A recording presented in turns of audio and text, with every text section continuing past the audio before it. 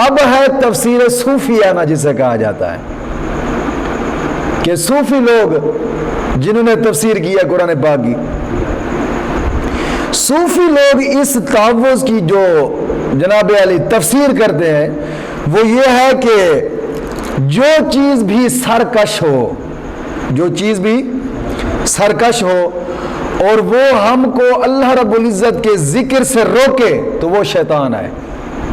صوفی لوگ کہتے ہیں کہ ہر وہ سرکش چیز کہ جو اللہ رب العزت کے ذکر سے روکے وہ شیطان ہے، خواہ وہ جن ہو یا انسان ہو، خواہ وہ جن ہو یا انسان ہو، کوئی چوپایا ہو یا کوئی موذی جانور ہو، خواہ وہ ہمارا نفس ہو یا جسمانی اور نفسانی عوارض، یا پھر کوئی دنیاوی کام کہ جو ہمیں اللہ کے ذکر سے روکتا ہے وہ سرکش شیطان ہے۔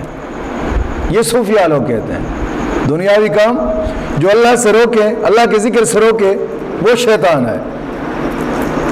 اللہ رب العزت نے قرآن کریم میں فرمایا ہے نا کہ شیاطین الانس والجن، سورۃ الانعام آیت نمبر 112، شیاطین الانس والجن، اور ایک جگہ بھی فرمایا کہ من الجنت والناس، من الجنت والناس، یعنی کہ یہاں سے اللہ رب العزت نے اشارہ فرمایا ہے کہ انسانوں میں بھی کچھ شیطان رہتے ہیں۔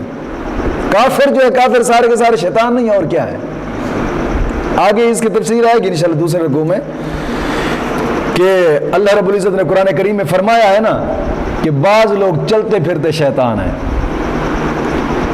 تو یہ جتنے یہ شیطان ہیں کافر لوگ، اور کافروں سے دوستی جوڑنا ایسے ہے کہ جیسے شیطان سے دوستی جوڑنا ہے۔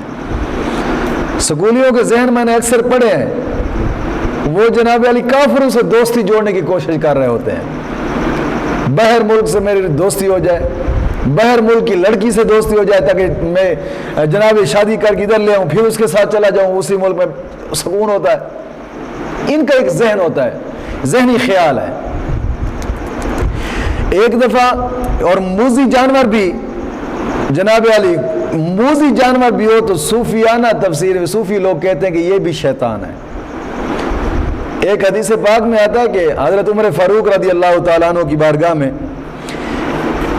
ایک خچر حاضر کیا گیا، کسی شخص نے آ کر خچر دیا حضرت عمر فاروق رضی اللہ تعالیٰ عنہ کو۔ جب آپ اس خچر پر سوار ہوئے نا تو وہ اچھلنے اور کودنے لگا، وہ خچر بہت مارا گیا اس کو مگر وہ باز نہ آیا، اسی طرح اچھلنا اور کودتا رہا۔ حضرت عمر فاروق رضی اللہ تعالیٰ عنہ اس سے اترے، یہ بات کہہ کر آپ نے فرمایا یہ شیطان ہے۔ حضرت عمر فاروق نے فرمایا یہ شیطان ہے، یہ بات کہہ کر آپ اس خچر سے اتر پڑے۔ مولانا روم فرماتے ہیں نا کہ نفس ما ہم کم تر از فرعون نیست، لیک اورا اون و مارار اون نیست۔ آپ فرماتے ہیں کہ ہمارا نفس بھی تو فرعون سے کم نہیں ہے، ہمارا نفس بھی تو فرعون سے کم نہیں ہے، مگر اس کو طاقت دی گئی تھی جو ہمیں نہیں دی گئی۔ مولانا جناب جی روم فرماتے ہیں مثنوی رومی میں کہ فرمایا ہمارا نفس بھی تو فرعون ہے۔ کیوں؟ یہی نفس جو ہے، یہی نفس تو ہے نا کہ جو انسان کو عیش و عشرت کی طرف لے جاتا ہے، عیش و عشرت کی طرف یہی نفس لے جاتا ہے جناب جی، یہ چیز ہو جائے، وہ چیز ہو جائے، وہ چیز ہو جائے، وہ چیز ہو جائے، یعنی ضرورت سے زائد انسان جناب جی خواہش رکھتا ہے کہ میرے اندر آ جائے۔ تو اس صورت میں آپ توجہ کرنی چاہیے کہ الف لام جو الشیطان کے شروع میں ہے، الشیطان کے شروع میں جو الف لام ہے، یہ الف لام جنسی کا ہے، یہ الف لام جنسی کا ہے۔ مقصد یہ ہوتا ہے کہ مطلقاً ہر شیطان کے ہر فریب سے میں اللہ کی پناہ چاہتا ہوں، اس کا معنی یہ ہوگا کہ مطلقاً ہر شیطان کے ہر فریب سے اللہ کی پناہ لیتا ہوں، ہر شیطان کے ہر فریب سے اللہ کی پناہ لیتا ہوں۔ اس میں اشارہ کیا گیا ہے اس چیز کی طرف کہ ہم بہت زیادہ ہی کمزور ہیں، بہت زیادہ کمزور ہیں، اور بڑے بڑے قوی دشمنوں کے جناب جی ہم گھیرے میں ہیں، ہم بڑے بڑے دشمنوں کے گھیرے میں ہیں کمزور، ہمارے ارد گرد بڑے دشمن ہیں۔ کچھ دشمن ایسے ہیں کہ جو جناب جی ظاہری ہیں، اور کچھ دشمن ایسے ہیں کہ جو اندرونی دشمن ہیں، اندرونی دشمن ہے۔ جیسے نفس اندرونی دشمن ہے، شہوت اندرونی دشمن ہے، غصہ اندرونی دشمن ہے، حسد اندرونی دشمن ہے، جناب علی ہوس یہ اندرونی دشمن ہے، طمع یہ اندرونی دشمن ہے، یہ اندرونی دشمن ہے۔ کچھ اندرونی دشمن ہے، کچھ بیرونی دشمن ہے، اور ہم کمزور ہیں، اتنے دشمنوں کے اندر گھیرے ہوئے ہیں، ہم دشمنوں کے اندر گھیرے ہوئے ہیں، اور یہ دشمن ہر وقت ہمارے ساتھ رہتے ہیں۔ برے ساتھی، دنیاوی ضروریات اور عضو کی غلط خواہشات، مثال کے طور پر آنکھ سے حرام چیز کو دیکھنا، جیسے آنکھ سے ٹی وی کو دیکھنا، فلمیں دیکھنا، ڈرامے دیکھنا، یہ، اور کان سے حرام چیز کا سننا، گانے وغیرہ یا کوئی غلط باتیں سننا کان سے، اور ہاتھ سے حرام کام کرنا، اور پیر سے حرام کام کی طرف چلنا، یہ تمام یہ ہمارے بیرونی دشمن ہیں۔ یہ کیا ہے؟ اس لیے تو ایک حدیث پاک میں آتا ہے نا کہ قیامت کے دن زبان خاموشی، ہاتھ گواہی دے رہے ہوں گے، پاؤں گواہی دے رہے ہوں گے اللہ کی بارگاہ میں، آنکھیں گواہی دے رہی ہوں گی، کان گواہی دے رہے ہوں گے، زبان تو بند ہوگی۔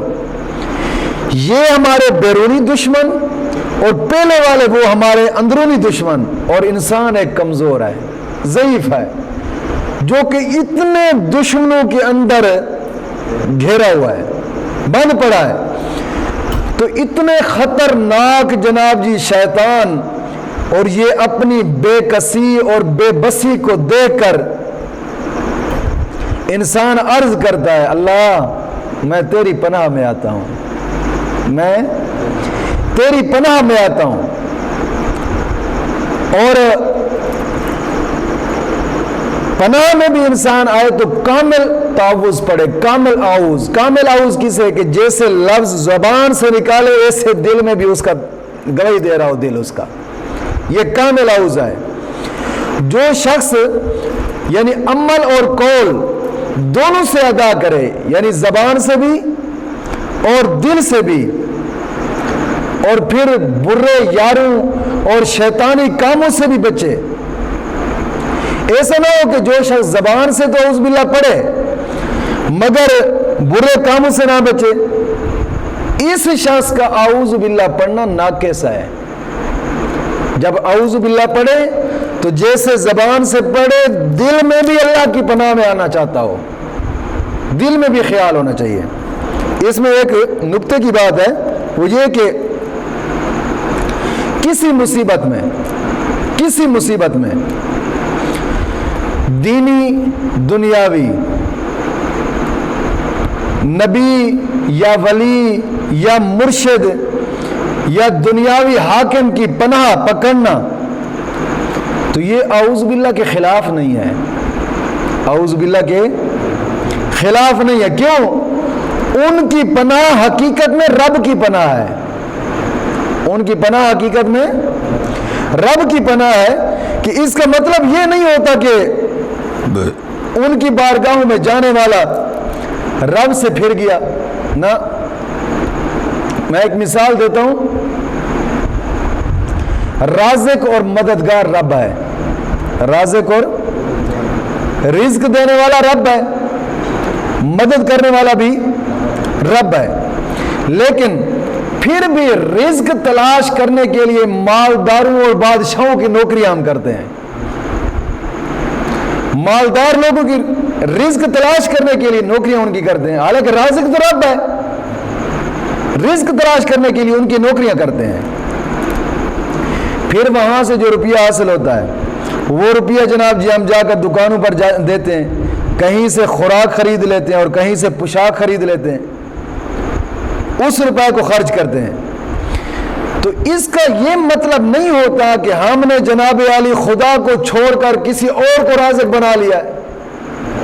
نہیں، یہ مطلب نہیں ہوتا، بلکہ رازق وہی خدا ہی ہے. اسی کے حکم سے تو ہم رزق تلاش کرنے کے لیے گئے. بات نہیں سمجھ آئی؟ تو اس کے حکم سے ان جگہوں پر جاتے ہیں، اسی رب کے حکم سے. تو اس رازق کے رزق کے دروازے ہیں جناب علی. اسی طرح شیطان سے بچنے کے لیے کسی عالم دین کی خدمت میں بیٹھنا، اس کی صحبت میں بیٹھنا، شیطان سے بچنے کے لیے. تو یہ نہیں ہوگا کہ جناب علی ہم اللہ سے پھر گئے. نہیں، حدیث پاک میں آتا ہے کہ جہاں علماء حق میں سے کوئی عالم دین بیٹھا ہے نا، جس جگہ پر بیٹھا ہے، تو شیطان 40 قدم دور وہاں سے نستا ہے. دور علماء سونا ان کے پاس ہر وقت رہتا ہے. علماء حق جہاں بیٹھے ہوں تو شیطان دور دور سے. ہمارے بزرگ پیر و مرشد خواجہ خواجگان پیر طریقت رہبر شریعت جناب حضور خواجہ محمد شفیع چشتی لجبال، آپ فرماتے ہوتے تھے، میں وہاں پہ یہاں پہ بیٹھا ہوں، دیکھو شیطان سارے کو دور ٹیٹڑیاں مار کے نسی. تو ایویں ہوتا ہے. علماء حق جہاں بیٹھے ہوں تو شیطان دور دور پہ ہوتا ہے، دور دور سے نستا ہے. تو علماء حق کی خدمت میں بیٹھنے سے، علماء کے مجلس میں بیٹھنے سے شیطان دور. یہ مطلب نہیں ہوتا کہ جناب جی ہم نے رب سے، کیوں؟ اس کی خدمت میں بیٹھنے سے ہی اسی کے حکم ہے. بات نہیں سمجھ آئی جی؟ تو اعوذ باللہ ہی پر ہی عمل ہوگا ان کی خدمت میں بیٹھنے سے ہی. اور دوسری بات تفسیر صوفیانہ میں وہ یہ ہے کہ اللہ کی پناہ میں انسان جب آ سکتا ہے کہ جب کوئی اس پناہ میں لانے والا ہو.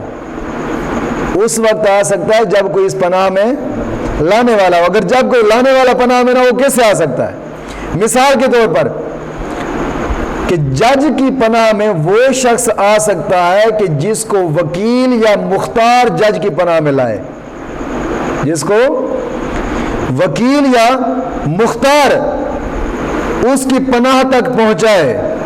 تو جناب علی انبیاء کرام، اولیاء کرام، اولیاء اعظام،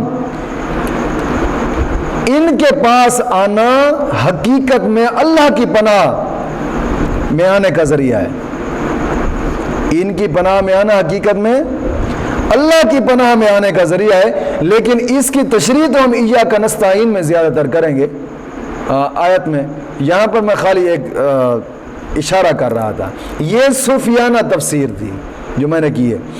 اب آگے آتا ہے کہ اعوذ باللہ کے الفاظ، کہ کن کن الفاظوں سے اعوذ باللہ کو پڑھا گیا ہے اور کن کن الفاظوں سے پڑھنا چاہیے، کس امام نے کن الفاظوں سے پڑھا ہے اعوذ باللہ کو. اب یہ بات سمجھنے والی ہے. امام اعظم ابو حنیفہ جی جی جی ہاں جی اس کی تفسیر ہے.